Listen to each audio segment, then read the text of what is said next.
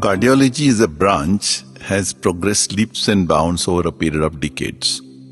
Highly advanced treatments are now available to correct abnormalities and to overcome many diseases. However, there comes a stage where the heart is beyond any kind of repair. It's termed as end-stage heart failure. The treating doctors estimate the remaining life expectancy to be less than 2 years, and this is the time when treatments like left ventricular assist device (LVAD) or heart transplantation are thought of. Heart has many components like the valves, the muscle, the electrical system, plumbing system, the coronaries.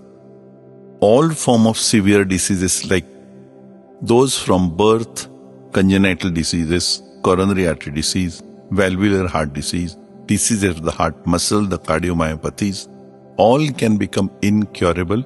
They progressively worsen and become end stage one day. Any one of them can be offered a new heart by heart transplantation. Heart transplantation, as the name suggests, is removing the end-stage heart and replacing it with a healthy heart of a person who died recently. This calls for extensive surgery. The two terminologies are known as the recipient and the donor. In today's world, recipients of such heart transplants are individuals of age group 5 to 70. These recipients have end-stage heart disease and have an estimated life expectancy of less than 2 years. Many heart transplant recipients have advanced heart failure and they are very ill. Keeping them afloat and alive in a reasonable shape till a matching heart is available is in itself a challenge. They are all on medication, close monitoring, near complete bed rest, and some of them can be on a ventilator or an ECMO, which is an arrangement by which life can be sustained for weeks. The recipient is first identified for the need of heart transplant by examination and echocardiography. Once the medical condition is considered worthy of a heart transplant, counseling begins. Transplant coordinators, social workers, hospital administrators, they all prepare the family and the patient for this heavy-duty treatment. Medical, psychological, financial and logistical arrangements are completed. That is, a recipient should be able to reach the hospital any time of the day when called, and that too within few hours.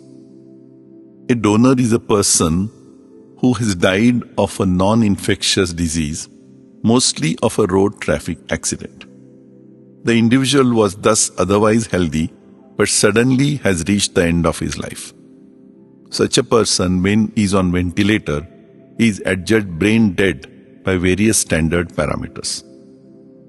Once the intensivists certify that such a patient is brain dead, organ donations are thought of. Eyes, that is cornea, lungs, liver, heart and kidneys, and to some extent skin can be donated. Utmost care is taken to assess the organs that are to be donated. In case of the heart, a cardiologist team reaches the bedside of the donor who is on a ventilator, and the heart is assessed with the help of echocardiography and if required further advanced test to be fit to be implanted into a recipient. Once the heart is declared as fit to be accepted, it is informed to the transplant team. Mainly between the donor and the recipient, the blood group is matched. The highest on the waiting list for the same blood group of a donor is considered for heart transplantation. The recipient, who is fully investigated and is waitlisted, is now called in. Counseling consent from both the parties can take a while. The time required from the donor heart to be removed from the donor's body and to be implanted in the recipient is about 5 hours, and shorter the better. So if a heart is available in an area where the transportation would be taking long, that heart is not considered suitable for that center. But there are instances where the heart is airlifted, well protected by solutions and ice, and then implanted in various locations of the country. The best donor heart is when it is available in the same hospital as of the recipient, and then it need not be transported in very special ways. In this in-hospital transfer, they transport the airlifting, the green corridors, lot of human resource and financial resource, and the possibility of not getting 100% preserved heart is avoided. So the chain of events is like this. The donor is announced by the hospital as brain dead, and the individual on the ventilator is now considered fit for donation. By a central administrative body, which is at the state level, all the hospitals who undertake transplantation procedures are informed about this probable heart with the blood group. The allocation takes very fairly and with the serial availability.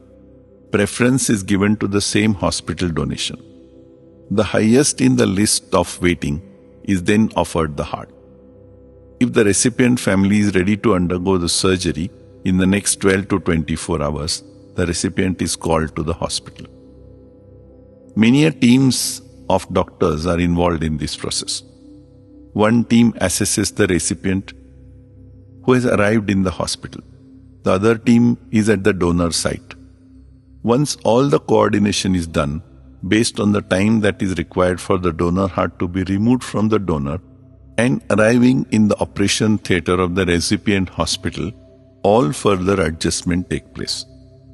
A surgical team then removes the donor heart and in a well-preserved manner transports it to the hospital where the recipient is.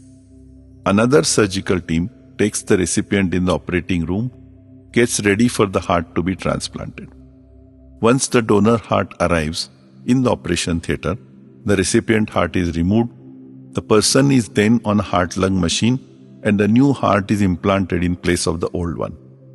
Like any other open heart surgery, the new heart starts beating when the warm blood flows through it, and it's a moment of truth when you see such a heart which was stopped and is preserved in ice starts beating at the advent of the new blood circulation.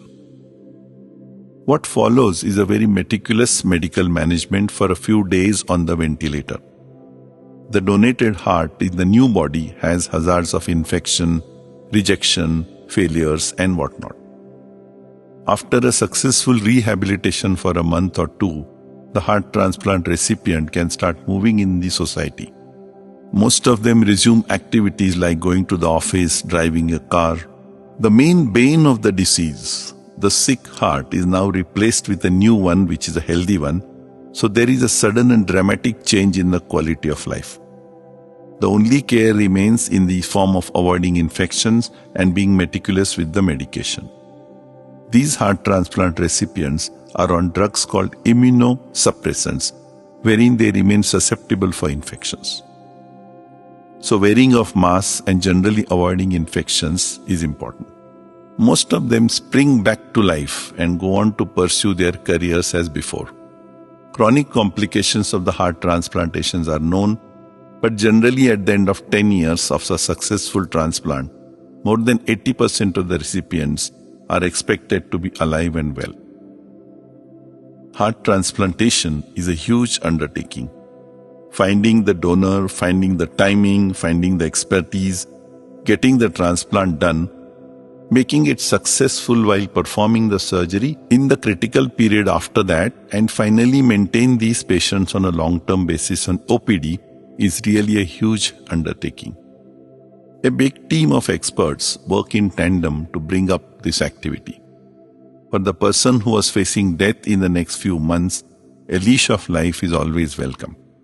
The families usually are extremely joyful with the dramatic recovery of such a person. Every medical treatment of this nature will have some complications, but the success drives the medical teams to strive better and better. Things are moving for the better, and the future we would see seamless transplantation or implantation of artificial hearts without any live human donors.